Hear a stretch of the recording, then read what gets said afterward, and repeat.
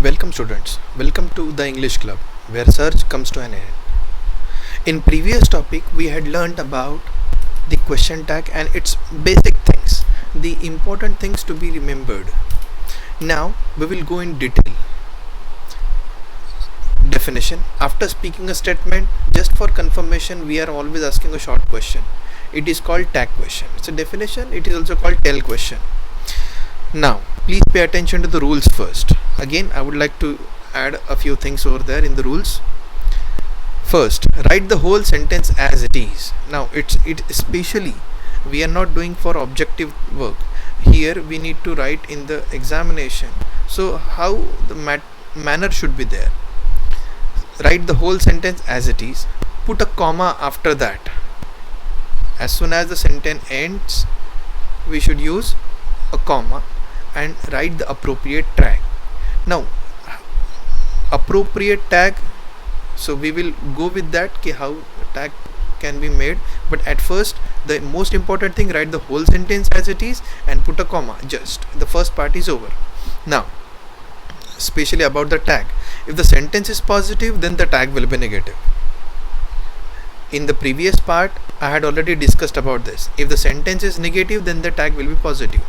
Now if the sentence is positive then the tag will be negative. Means what? Suppose there is wasn't, so was and apostrophe t will be used as tag. Fine. But if the sentence is negative then the tag will be positive, then only was will be there. There should not be wasn't, because in this the negative tag is asked. So negative tag should have not contraction, and here it's a positive tag, that's why we should omit not. So we have only was as helping verb. So don't get confused, I'll again explain afterwards. We should use only helping verb or modal auxiliary to form a question tag. We are not supposed to use any other word.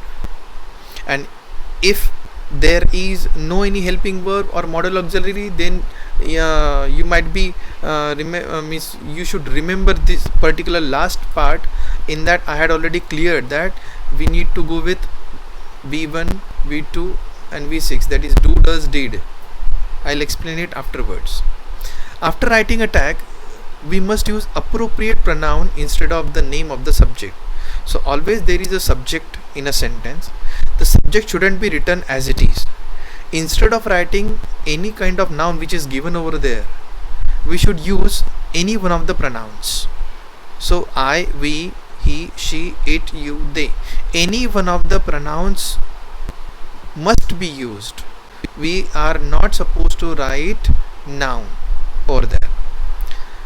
And at last, question mark must be given after writing the appropriate tag. If you will not put a question mark, then half mark will be deducted in the examination itself.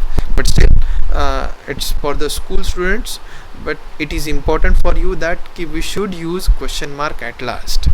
Now please pay attention to a few examples. Rohan was working in the garden.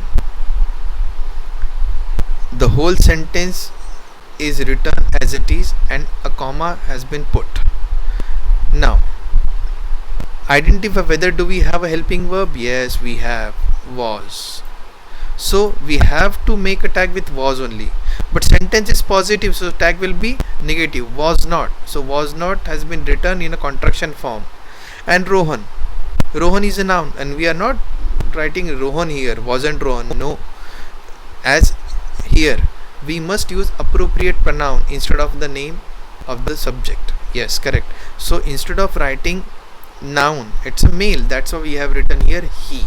So the tag is wasn't he. Next example, Rohan was not working in the garden. So please pay attention to not.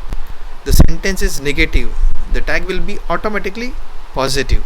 The whole sentence is written as it is, a comma, and was he, positive tag, because the sentence is negative.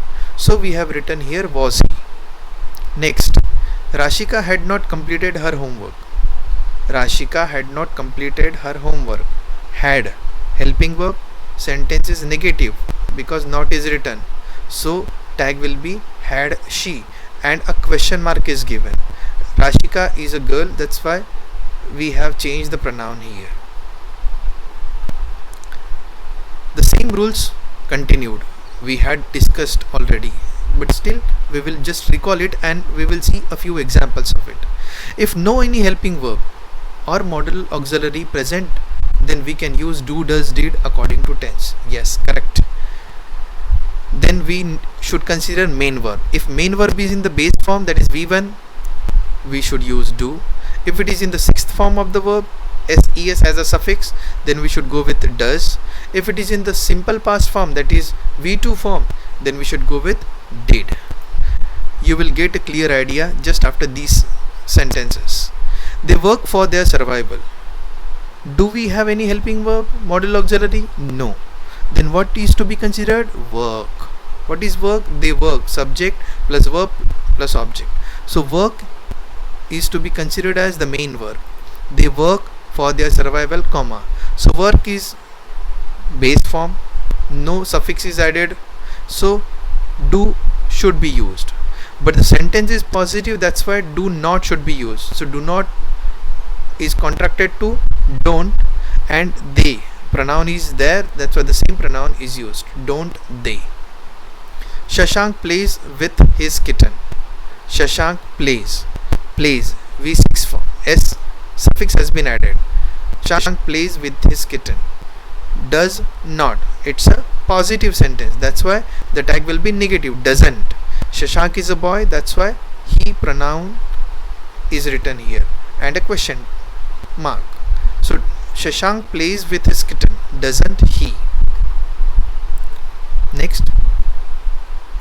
Children visited the zoo yesterday. Now we do not have helping verb, modal auxiliary, but we have this. What is this? Main verb, which is in the simple past form, that is V2. Children visited the zoo yesterday. Visited is a V2 here. So sentence is positive, the tag will be negative. So did is to be used for this, and not, did not, didn't or didn't. And children, we are not writing children over there. Children which are in the quantity, or what pronoun or which pronoun can be used?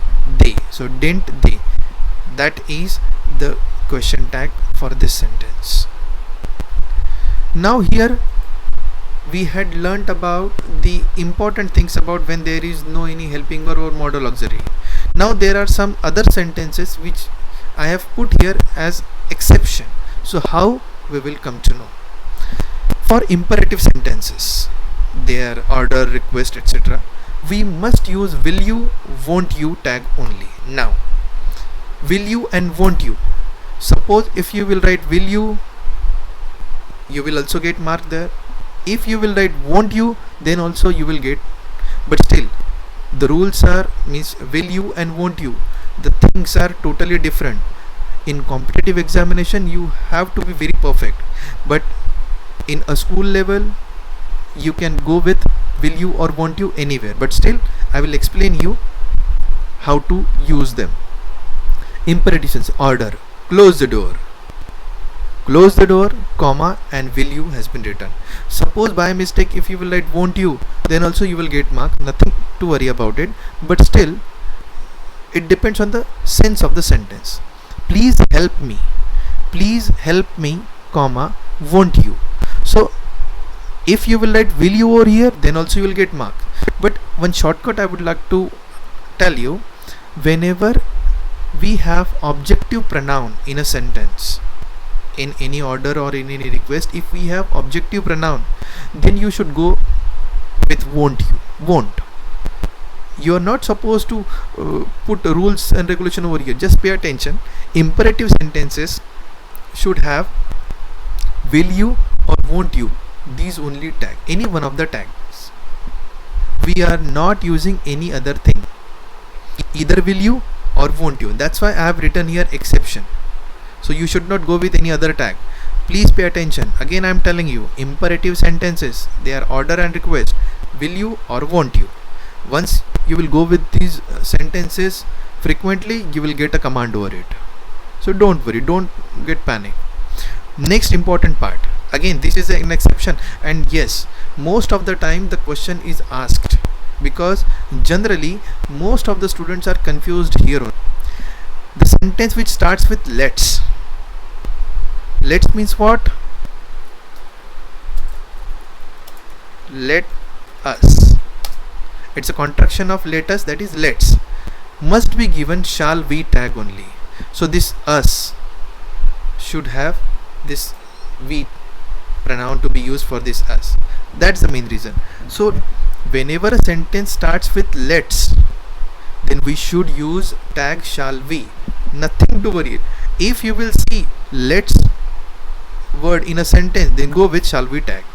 Let's go to pub. Let's go to pub, comma, shall we. Let's do some work. Let's do some work.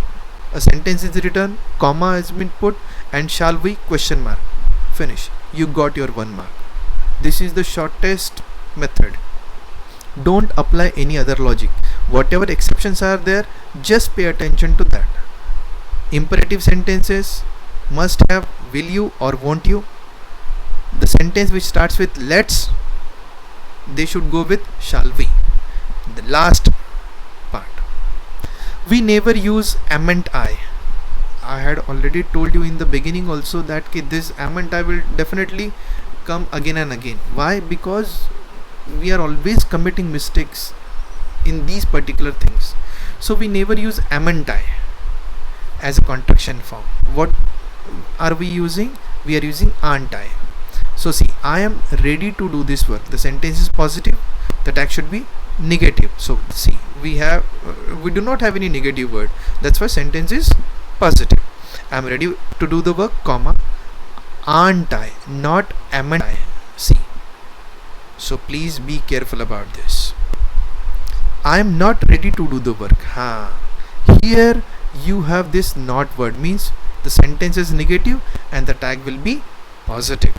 So here I am not ready to do the work, comma, am I. No, there is no need to write not over here, because not is there in the sentence, it's a negative. The tag will be positive. So this is the exception. Amend, let's, shall we, compulsory. If a sentence starts with let's, go with the shall we tag only.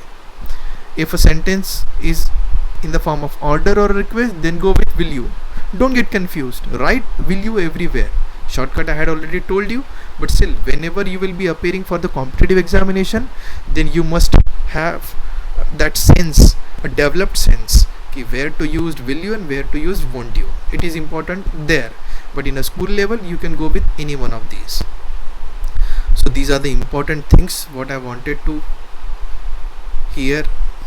This is also important, because whenever there is no helping verb or modal auxiliary, then we should go with the main verb only. If main verb is in the base form, then go with do. The tag should be made with do. If the main verb is in the form of V6, then go with does. And if it is in the simple past form, if did, then go with did. Means the tag should be made with did. These example we have already seen. If you have any other doubt, please let me know.